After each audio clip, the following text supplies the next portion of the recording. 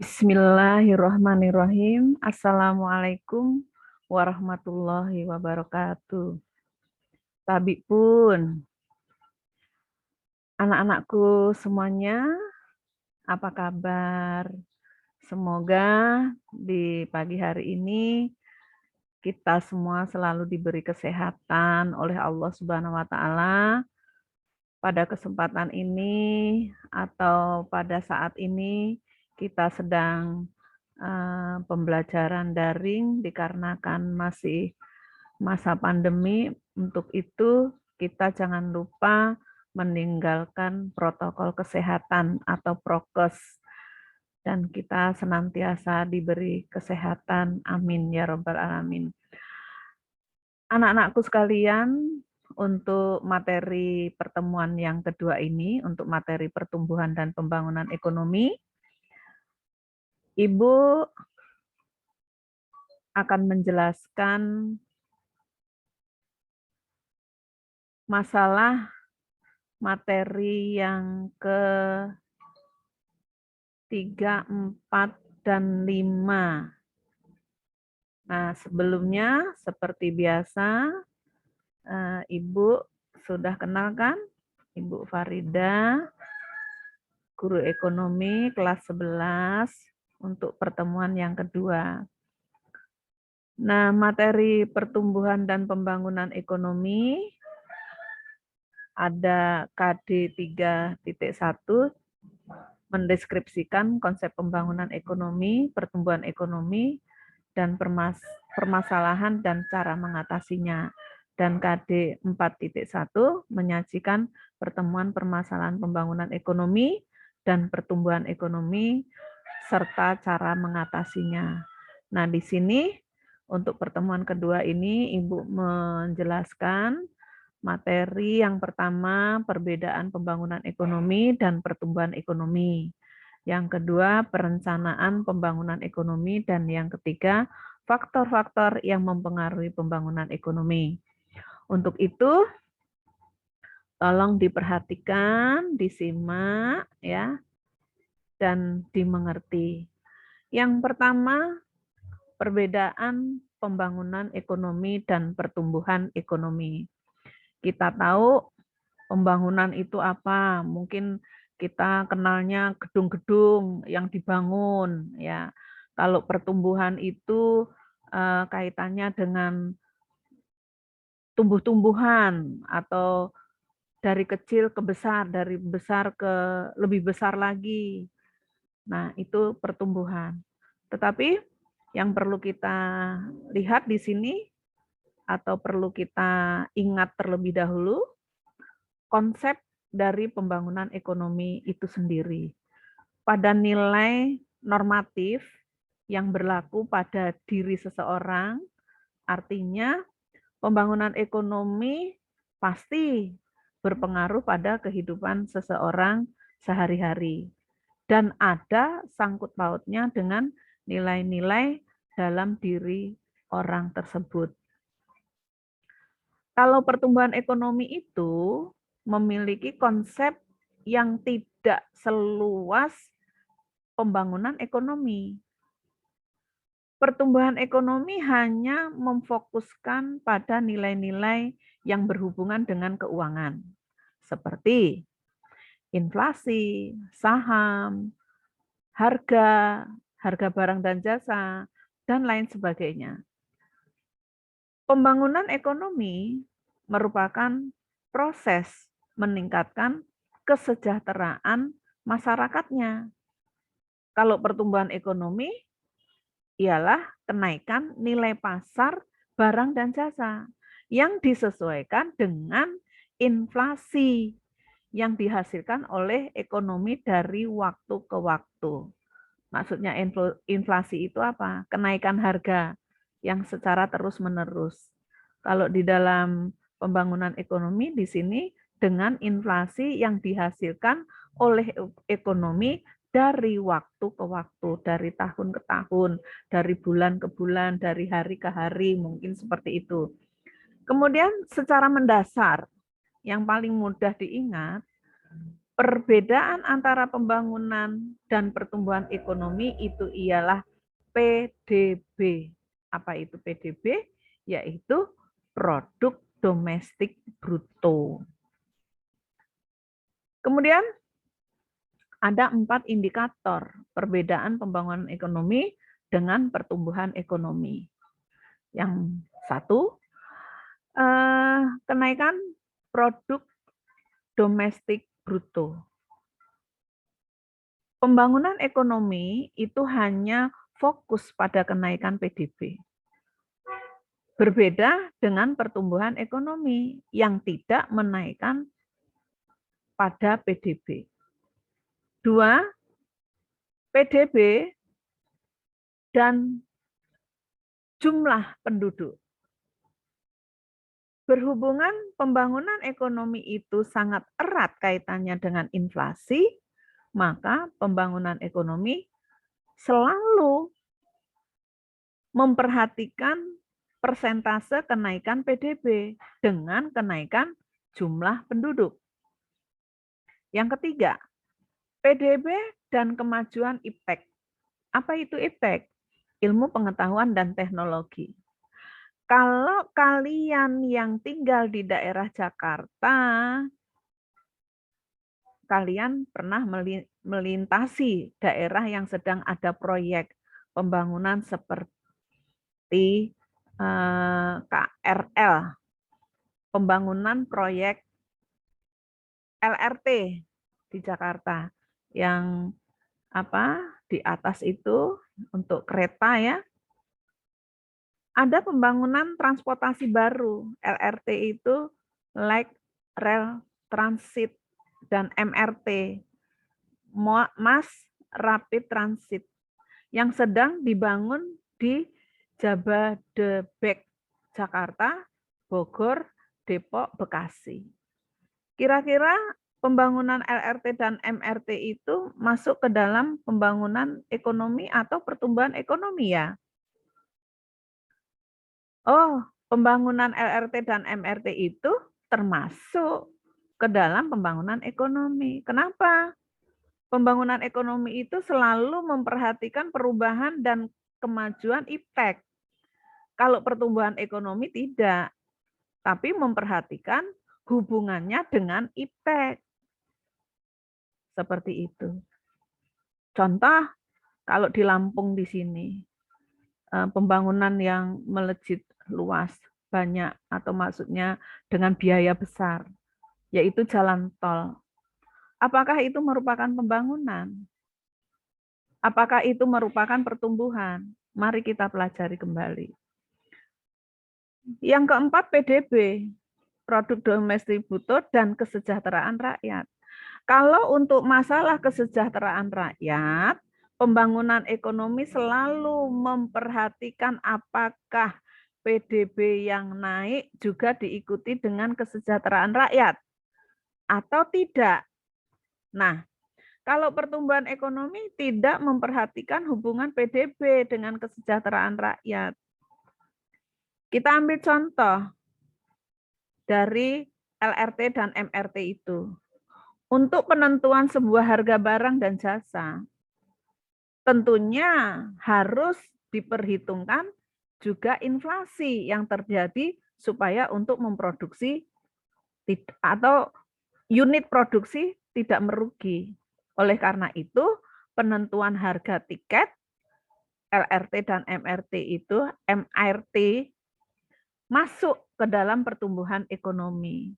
Nah, berarti kalau di jalan tol itu kita melewati, harus membayar. Nah, pembayaran itulah termasuk pertumbuhan ekonomi. Kalau pembangunan mungkin jalannya, tapi untuk pertumbuhan ya kita selalu melewati untuk bayar. Nah, bayar itu keuangannya untuk apa? 1 untuk perbaikan, 2 untuk menambah nanti areal mana lagi yang harus dibuat jalan tol lagi, kemudian membutuhkan tenaga kerja dan sebagainya. Nah, itulah yang dikatakan pertumbuhan ekonomi. Kemudian dengan materi yang sudah Ibu sampaikan tadi, bisa kita ambil kesimpulan perbedaan pembangunan ekonomi dan pertumbuhan ekonomi. Yang pertama, kalau pembangunan ekonomi, kenaikan jumlah GNP, Gross National Product, dari tahun ke tahun lebih besar daripada persentase kenaikan penduduk.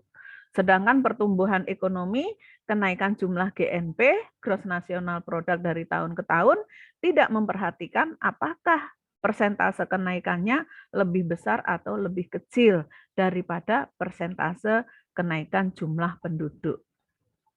Kemudian pembangunan ekonomi, kenaikan GNP, GNP disertai perubahan struktur ekonomi dan perkembangan iptek. Di dalam pertumbuhan ekonomi, kenaikan GNP tidak disertai perubahan struktur ekonomi dan perkembangan iptek. Iptek itu ilmu pengetahuan dan teknologi. Karena dengan iptek, ya, hasil produksi akan bertambah.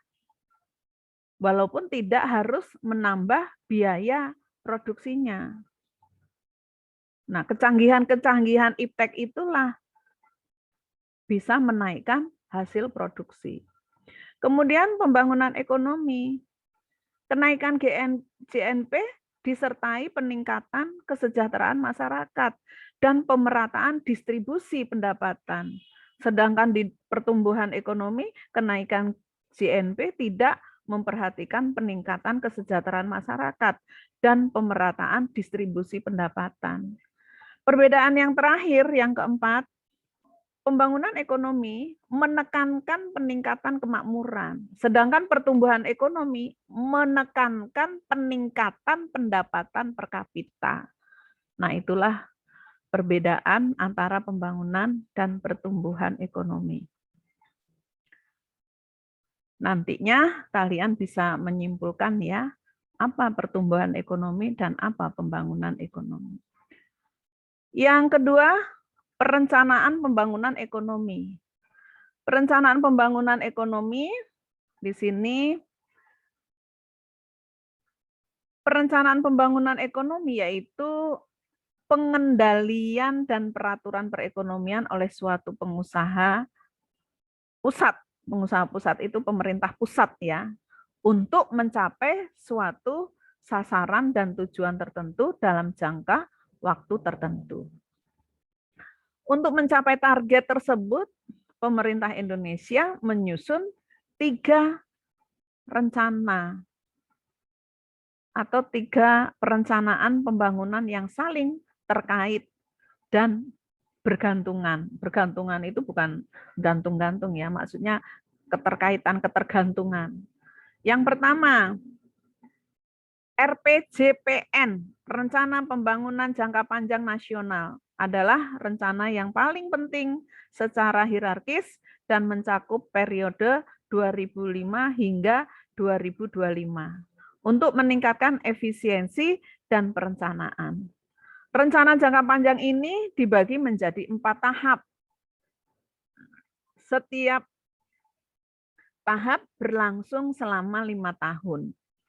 Kalau 5 tahun ya,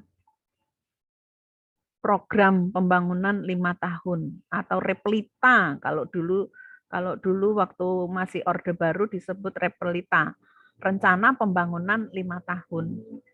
Kemudian yang kedua, RPJMN, Rencana Pembangunan Jangka Menengah Nasional, adalah tahap yang ketiga dari pelaksanaan Rencana Pembangunan Jangka Panjang Nasional atau RPJPN 2005 sampai 2015. Rencana ini merupakan atas tunggal untuk kementerian dan lembaga pemerintah yang menyangkut perumusan rencana strategis mereka.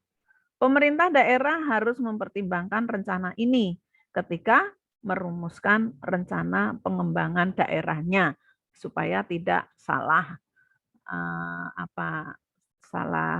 tidak fokus, tidak salah lokasi atau alokasi atau yang akan dibangunnya. Yang ketiga yaitu MP3EI, Master Plan percepatan dan perluasan pembangunan ekonomi Indonesia adalah sebuah master plan yang diluncurkan oleh pemerintah Indonesia pada tahun 2011. Dalam rencana tersebut, pemerintah sebenarnya menargetkan pertumbuhan ekonomi pada kisaran 7 hingga 8% per tahun, yaitu mulai 2013. Master plan itu perencanaan, ya, apa gambaran perencanaan dalam suatu pembangunan. Kalau di SMA 5, master plan-nya gambar perencanaan pembangunan kelas misalnya. Oh, ini untuk kantor. Kantor itu untuk ruang kepala sekolah, ruang guru, dan ruang TU. Kemudian ada laboratorium. Laboratoriumnya ada komputer, ada biologi, ada fisika. Kemudian perpustakaan, kemudian kelas, kemudian WC, dan sebagainya. Nah, itu master plan. Sehingga proses pembelajaran SMA 5 lebih baik. Nah, kalau sudah ada perencanaan, insya Allah akan lebih baik pelaksanaannya. Nah, kemudian yang berikutnya, syarat-syarat keberhasilan suatu perencanaan. Yang pertama atau yang satu, badan perencanaan. Badan ini secara periodik akan membuat laporan kemajuan dan hambatan pelaksanaan perencanaan. Jadi yang membuat laporan kemajuan, ya. Yang kedua, data statistik. Perencanaan yang baik itu memerlukan data yang akan diolah, yaitu statistik. Yang mengolah namanya statistik. Nah, kalau ada data-datanya kan lebih akurat, lebih mendekati baik lah, ya. Kemudian yang ketiga, mobilisasi sumber daya. Harus menggunakan sumber daya yang ada dalam negeri berupa tabungan pemerintah. Kalau masih kurang, dapat menggunakan sumber pembiayaan luar negeri. Yang keempat, tujuan. Tujuan jangka pendek, jangka menengah, dan jangka panjang. Jangka pendeknya apa, jangka menengah, dan jangka panjangnya seperti apa. Kemudian yang kelima, penetapan sasaran dan prioritas agar tahapan-tahapan dapat terlaksana dengan tepat. Diprioritaskan apa? Yang lebih penting apa? Nah, supaya tepat sasaran. Yang keenam, keseimbangan dalam perencanaan antara permintaan dan penawaran, antara kebutuhan dan penyedia tenaga kerja. Nah, kemudian Ibu lanjutkan, faktor-faktor yang mempengaruhi pembangunan ekonomi. Apa saja? Satu, tanah dan kekayaan alam. Meliputi luas tanah, kesuburan tanah, kondisi iklim dan cuaca, kekayaan hasil hutan, dan kekayaan barang tambang. Subhanallah, alhamdulillah, Indonesia sangat memiliki ini semua.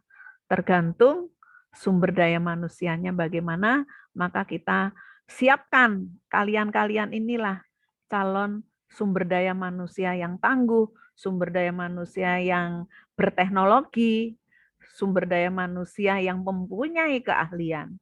Mari kita rebut semua itu supaya pengelolaan sumber daya alam Indonesia itu oleh bangsa sendiri dinikmati bangsa kita dan mungkin bisa internasional.